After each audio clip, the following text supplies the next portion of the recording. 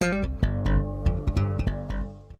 is up, everybody? My name is Troy, and I'm here. I was going to do some sign language stuff, but you know how I'm always trying to do stuff like that. But anyway, my name is Troy, and I'm here today to share with you guys my PS1 collection, which is really, really small. It's probably about this small compared to like other people that you see on YouTube, but nonetheless, these games are games that I've held so dearly to my heart that I just can't let them go. You might as well just say they're my favorite games, so I'm going to share them with you guys today. Now, I filmed this video twice, and on the first video I was getting a lot into the history as it regards me getting my PS1 when I was like 14 at the Christmas of '97, and I was talking about, you know, how I had the demo. Wait, let me find that demo for you. But yes, how I had this demo inside of the, I think it came with my PS1. I had got this demo, and then I had Wild Arms, and then I had Tekken 1. Those are the first three games, 2.5 games that I got with my PS1. And yeah, you know, that was a great Christmas. What else can I say? That was a great Christmas. And while I did enjoy Wild Arms and Tekken, the really true thing that totally changed my view of video games was the Tomb Raider brand. So I was playing Tomb Raider 2 on this demo at one point when I first got my PS1, and it just blew my freaking mind. So with that being said, I'm not going to do all the histrionics as, you know, with me and my PlayStation and stuff and all that stuff back in the days. And I'm just going to share my PS1 collection. And the first set, as I said, is Tomb Raider. So naturally I have Tomb Raider 1, which is like one of my top favorite Tomb Raider games. This game, I have so many freaking memories of this game. I really wish I could make the time to just do an elaborate video of all of my great fun and the effervescence of the spirit guides inside of me. You know, I be talking a lot of mess.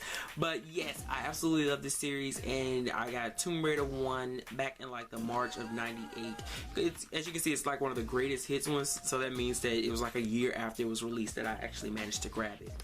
Nonetheless, my absolute favorite Tomb Raider game is actually Tomb Raider 2, and people, I just wish I could express so much how much I love this freaking game.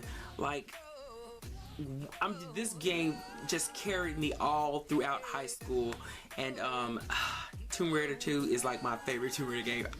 If you are a Tomb Raider fan, leave your comments in the comment section below. That's all I can say. We can discuss it there. So naturally with 2 I have 3, which is also one of my favorite Tomb Raider games that had a lot of memories, like specifically in 10th grade.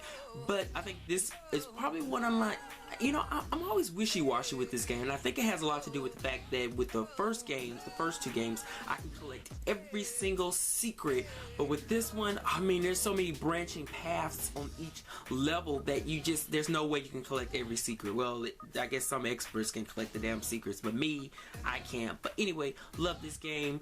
I'm trying to think of my favorite level on this game. I should have spoke about that in the other ones, but we'll do that another time. I want to say the only section that I can master is Nevada Desert, that area. I can get every secret on that part. But it was scary going in the spaceship, the UFO at that one point, right? And then of course I have Tomb Raider The Last Revelation. Am I tilted? Okay, yeah, I'm not tilted anymore. Tomb Raider The Last Revelation is one of my favorite Tomb Raider games as well. But you know, at the same time, the whole Egyptian theme kind of got old because she went to Egypt in the first game. So it was kind of like, I don't know, it's something about Egypt and tombs is kind of old and standard when it comes to someone who raids tombs. What the hell am I talking about? I love this game as well. I really like this game in particular because I like how there's the transitions between areas. You know, Laura on a motorcycle. Specifically, my favorite area is when she's on the train. Ooh, that was just my favorite area, when she was riding the train and she had to jump up on the train and shimmy around the train and do all and pull the levers and stuff. Oh, I loved it. I lived for that.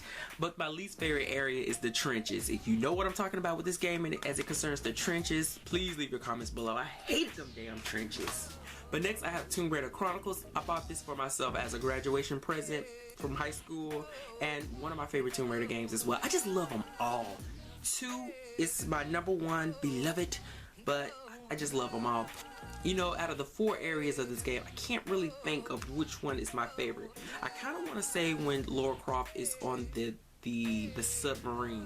No, because she gets on that diving suit and has to go down into the depths, and No, hell no. No, I didn't like that either. Okay, so keeping with the whole, you know, the company that published Tomb Raider, you know, Eidos and what is it, Core or whatever, I have Fighting Force. I love this game because, hell, it was just a great game. I mean, you got 4 different characters you can choose from with 4 different skill sets and strengths and weaknesses, and they just go around beating everybody's asses up on the streets. Because it reminded me a lot of, gosh, what is the name of that? Streets of Rage. It reminded me a lot of Streets of Rage. And I love the fact that it contained, you know, women fighters as well. So there's Mace, who was my personal favorite. I think everybody liked Mace.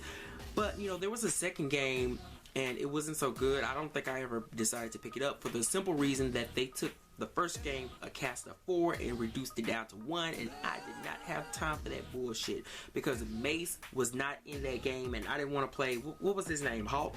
Hawk was the main guy. Like, I don't want to play Hawk. And then of course continue with the whole Eidos. Did I say their name right? Forgive me if I didn't.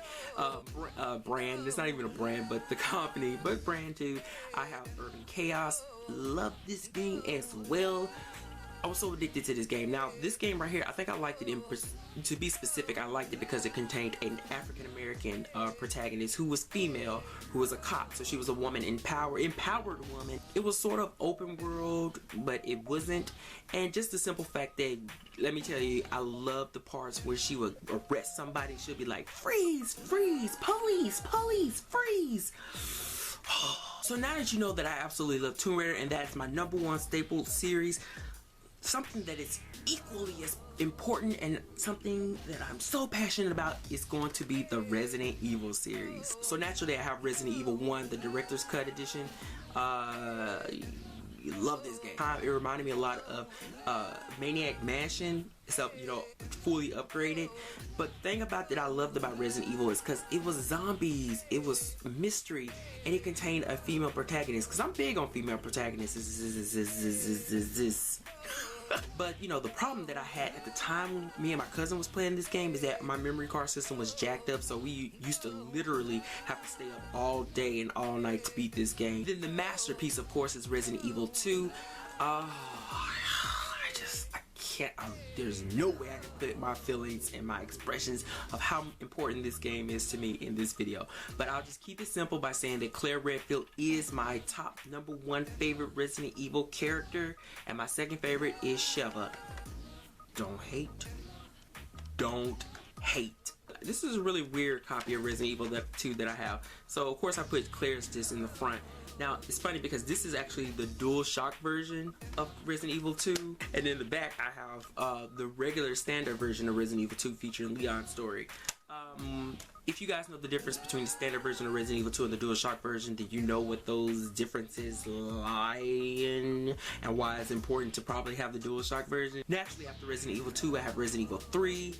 Ooh, just love this game as well. The interesting thing is that around the time Resident Evil 3 was about to be released, I kind of lost sight of Resident Evil, so to speak. I was kind of drifting away because, you know, back then it took like, well, I guess it wouldn't take too long for games to come out, but I lost interest a little bit because I played the hell out of Resident Evil 2, and I guess I didn't figure #3 was ever gonna come.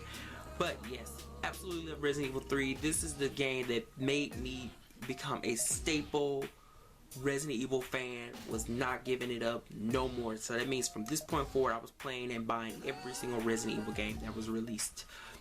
One, I do have Resident Evil Survivor. As you guys may know, this is like a gun on the rail shooter, but I think it contained a decent enough story. I don't remember being, you know, I don't remember it being, you know, unenjoyable, but it's not something that I play regularly. But yes, in all good fashions and stuff of that nature, I have to say that I did like this game as well.